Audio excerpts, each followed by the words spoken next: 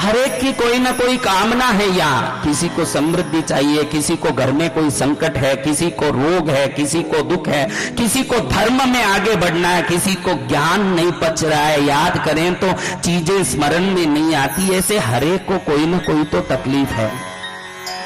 ठीक है क्या भैया, सही बोल रहा हूं? तो अभी आपको बताऊं कि आप लोगों में कितने लोग जाप करने के इंटरेस्टेड लोग हैं, जो कभी जाप करते रहते हैं? वो सब कौन कौन है? हाथ ऊंचा करो। आपका जाप सिद्ध हो रहा है? हो रहा है, हो रहा है। ऐसी भावना है। कहते हैं 3 लोगों को जाप सिद्ध नहीं होता। एक तो मंत्र को गीत जैसे गाता। आजकल जैन समाज में एक खोटा प्रचलन हो गया, पता नहीं किसने बनाया। मंत्र शब्द का अर्थ क्या है? माँ और त्र, 2 शब्द से मंत्र शब्द बना है। मंत्र का अर्थ है माँ से मनन, मन में बोलना। मनन यानी क्या? त्र से त्राण, मन में बोलने से त्राण करे, रक्षा करे, उसको हम क्या बोलते हैं? लेकिन हम मन में बोलने वाले मंत्रों को गीत जैसे जब गाने लगेंगे तो उसकी जो फ्रीक्वेंसी जिस डिग्री में जानी चाहिए, देखिए ओम जब भी काम करेगा जब वो 53 डिग्री में ट्रैवल करेगा, रीम तभी काम करेगा जब 57 डिग्री में ट्रैवल करेगा, जो पिरामिड का टिप एंगल है, जो पाताल में भी जा सकता है। श्रीम तभी ट्रैवल करेगा, श्रीम बोलो तो 47 डिग्री में ट्रैवल करे तो ही श्रीम काम करेगा। अब वो बोले कि महाराज साहब वो डिग्री तो हमको पता ही नहीं कि हम जो बोल रहे हैं किस डिग्री में जा रहा है। अगर आपका पोस्ट पड़ोसी के घर में चले जाएं तो जो पार्सल आपको मिलना है वो आपको नहीं मिले तो उसका फायदा आपको होगा क्या?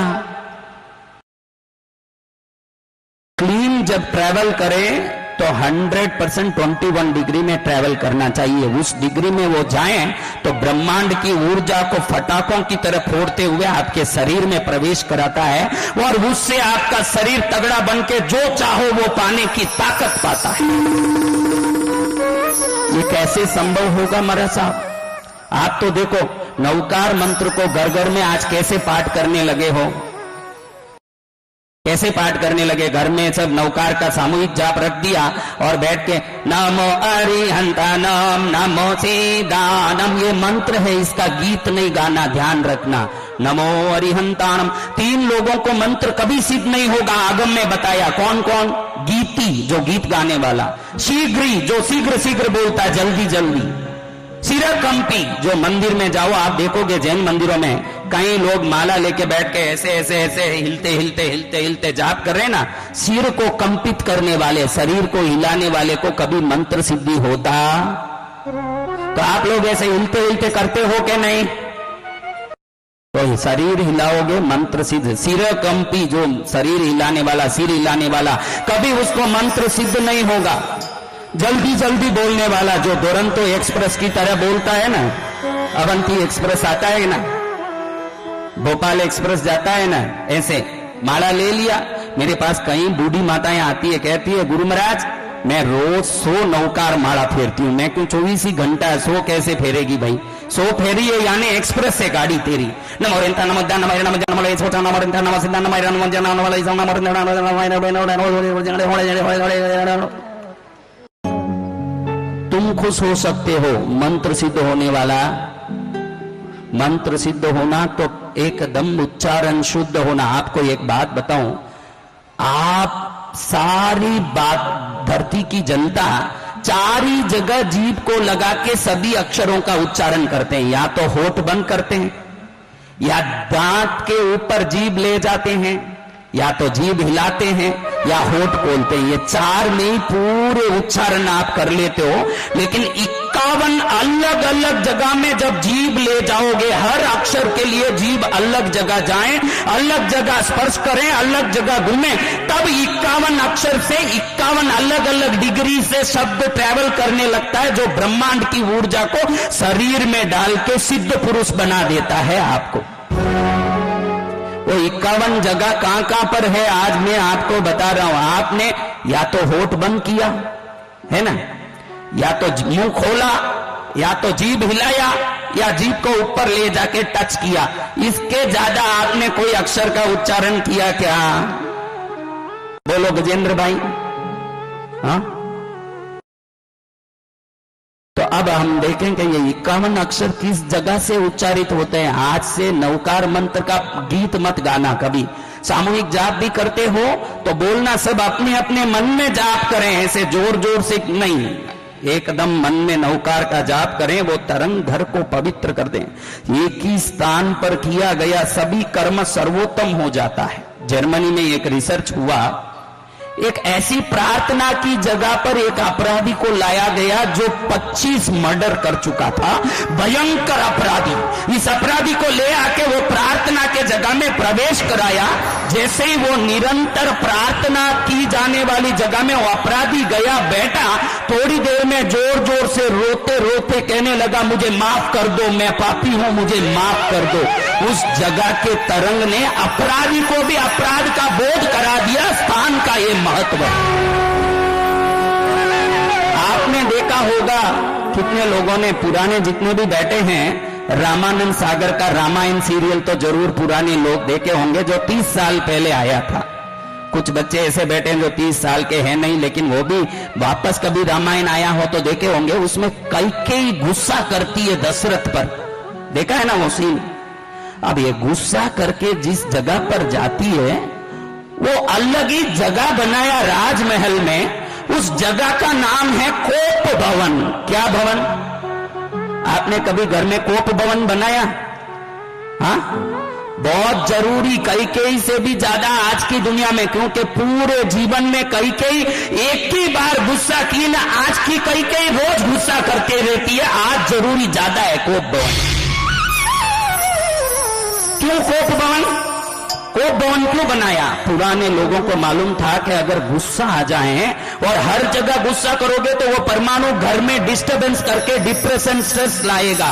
कभी गुस्सा आता है, गुस्से के लिए कमरा अलग रखो, उधर जाके गुस्सा करो, ताकि गुस्से का परमाणु बाहर निकल के आपको भविष्य में परेशान नहीं करें। गुस्सा 2 क्षण का है, लेकिन परमाणु जिंदगी भर उधर व्याप्त होकर जीवन को दुखी करता है। अभी कोप भवन में जाके कैकेयी बैठ जाती है, गुस्सा करती है, दशरथ उधर मिलने आता है। ये सीन रामानंद सागर का किसने देखा? देखा ना? तो वो लोग कोप भवन अलग रखते थे जहां जाके गुस्सा करें। आपके लिए देखो तो आजकल घर में आराधना के लिए भी कोई स्थान नहीं है। बेडरूम बहुत बड़े बड़े बन रहे हैं, सबको बेडरूम बड़ा चाहिए। हाँ, 16 बाई 20 का बेडरूम। भगवान का घर देखो तो 4 बाई 6 का। कई लोगों के तो 1.5 फुट के गोखले ही होते हैं भगवान के, है कि नहीं? और सबको पूछो तो वो बोलते हैं कि गुरुदेव हमको अच्छी हवा चाहिए, अच्छा यूं उजाला चाहिए, इसलिए घर खुला रखते हैं। आपको एक बात पूछूं, उज्जैन में आपने महाकाल के मंदिर का कभी दर्शन किया है? किया? जैन मंदिरों में गए हैं, बौद्ध मंदिरों में गए हैं, कभी गुरुद्वारे पर गए हो? जैन मंदिर में, हिंदू मंदिर में, बौद्ध मंदिर में कभी जीवन में कहीं एक बार भी, कहीं एक जगह भी आपने खिड़की देखी क्या? खिड़की देखी है? आप बोलते हो खिड़की चाहिए, उजाला चाहिए, हवा चाहिए। आप इतनी उजाला, हवा, खिड़की में भी बीमार रहते हो, और वो पुजारी जो महाकाल के मंदिर में 50 साल से पूजा कर रहा है, एक बार भी बीमार नहीं पड़ा। वहां कोई खिड़की नहीं, कोई उजाला नहीं, क्योंकि वहां का जो मैग्नेटिक वाइब्रेशन है ये महत्वपूर्ण है। आपके घर में वो मैग्नेटिक वाइब्रेशन नहीं है जो मंदिर में है। वो मैग्नेटिक वाइब्रेशन हवा और उजाले से करोड़ गुना पर्चादायी प्रभाविक हैं। समझ रहे हो? तो कैसे जिए ये नहीं समझे। भोजन शैली, चिंतन शैली। क्या शैली? आज मैंने बोला ना कि भाई मैं गोबर पर कैसे बरक लगाऊं। भाई बरक किस पर लगता है? अभी आपकी जो विचार शैली नहीं बदले तो कहां से कुछ बदले? अब हम सब मंत्रों को बोलने तैयार हो जाएं, उसके पहले मैं एक प्रार्थना करके ये विधान शुरू कर रहा हूं, क्योंकि प्रार्थना बहुत लाभ देता है। आप लोगों को यहां हाथ रख के टटोलोगे तो मालूम पड़ेगा बाहर जितने मजबूत दिखते हो इतने ही अंदर में घबराहट ज्यादा है। मेरे साथ तो हरदम ऐसे ही घटता है, मेरा काम तो होता ही नहीं है, मैं ट्रेन में चढ़ूं तभी भीड़ भर जाती है। इसी तरह से जब तक आप नेगेटिव सोचते रहेंगे, जब तक आप नकारात्मक सोचते रहेंगे, तो आपकी प्रार्थना भी फलित नहीं होगी। प्रार्थना में हमेशा सकारात्मक रूप से प्रार्थना की जाती है, हमेशा प्रेजेंट टेंस में प्रार्थना की जाती है कि हे प्रभु, हे ईश्वर, मुझ पर अपनी दया दृष्टि, कृपा दृष्टि बनाए रखें। इस प्रकार से अगर आप हमेशा सकारात्मक सोचेंगे कि हाँ, मेरे साथ जो हो रहा है सब अच्छा हो रहा है, क्योंकि प्रभु का, ईश्वर का हाथ सदैव मेरे सर पर है, मेरे गुरुदेव का हाथ सदा मेरे सर पर है, प्रभु की शरण में हूँ, मैं अपने गुरुदेव की शरण में हूँ। इस प्रकार से अगर आप हमेशा सोचते रहेंगे तो कभी भी आपके कोई भी कार्य निरर्थक नहीं होंगे, आपके सभी कार्य भी बनेंगे, आपकी सभी इच्छाएं भी पूर्ण होंगी। ये सभी विचारों का खेल है। अगर आप सकारात्मक सोचते रहेंगे, आपकी इच्छाएं जो आपकी 2 साल में इच्छा पूरी होनी होगी वो आपकी 1 महीने में पूरी हो जाएगी। अगर आप अफर्मेशंस करते हैं, इच्छाएं पूर्ण करने के लिए निरंतर सकारात्मक सोचते हैं, या जो भी चीजें आप कर रहे हैं, अगर आपके साथ कुछ अनैतिक भी हुआ है तो उसे भी अगर आप सकारात्मक भाव से सोचें कि हाँ, अगर ये चीज मेरे साथ हुई तो इससे मुझे ये सीखने को मिला, अगर आपकी सोच इस प्रकार से चेंज हो गई, बदलाव आ गया, तो निश्चय ही आप अपने जीवन में बहुत बड़ा चेंज पाएंगे। अफर्मेशंस कैसे की जाती हैं, सकारात्मक सोच कैसे लाई जा सकती है, अगर आप इसके बारे में जानना चाहते हैं या अफर्मेशंस कैसे की जाएं, इनके बारे में जानना चाहते हैं तो आप हमसे कांटेक्ट कर सकते हैं। स्क्रीन पर नंबर चल रहा है। किसी भी प्रकार का प्रोडक्ट अगर आपको चाहिए तो वो भी आप हमसे परचेज कर सकते हैं। ध्यान रहे, ये कोई स्पॉन्सर्ड वीडियो नहीं है, जन कल्याण हेतु इस वीडियो को बनाया जा रहा है। जन कल्याण के लिए ही ये विचारधारा सबके साथ साझा की जा रही है। और एक चीज है मंत्र उच्चारण, जैसा कि गुरु जी ने बताया कि मंत्र उच्चारण का सही तरीका क्या है। आप अमावस्या को, पूर्णिमा को, ग्रहण काल में, अक्षय तृतीया को, नवरात्रि में जब भी मंत्र जाप करते हैं, आपके मंत्र सिद्ध क्यों नहीं होते हैं? यही सबसे बड़ा कारण है कि आपके मंत्र सिद्ध नहीं होते हैं। आप कितने भी मंत्र रटते जाएं, आपके मंत्र कभी सिद्ध नहीं होंगे अगर आप ये 3 गलतियां कर रहे हैं। तो इन 3 गलतियों को सुधारिए और अपने मंत्र उच्चारण का सही तरीका, सही उपयोग कीजिए ताकि आपके मंत्रों की सिद्धि हो, मंत्र जागृत हो। सबसे पहले मंत्र जागृत किया जाता है, फिर इसके बाद मंत्र सिद्धि होती है। तो मंत्र सिद्धि करने के लिए हमेशा शुभ मुहूर्त का चुनाव किया जाता है। तो जब भी आपको मंत्र सिद्ध करना हो, अमावस्या, पूर्णिमा, दीपावली, होली, ग्रहण काल और शिवरात्रि, साथ ही साथ अक्षय तृतीया, मकर संक्रांति, सर्वासिद्धि योग, रवि पुष्य योग, रवि पुष्य नक्षत्र, गुरु पुष्य नक्षत्र, शनि पुष्य नक्षत्र, ये ऐसे शुभ मुहूर्त हैं जिनमें आप बिना किसी से पूछे मंत्र सिद्धि कर सकते हैं।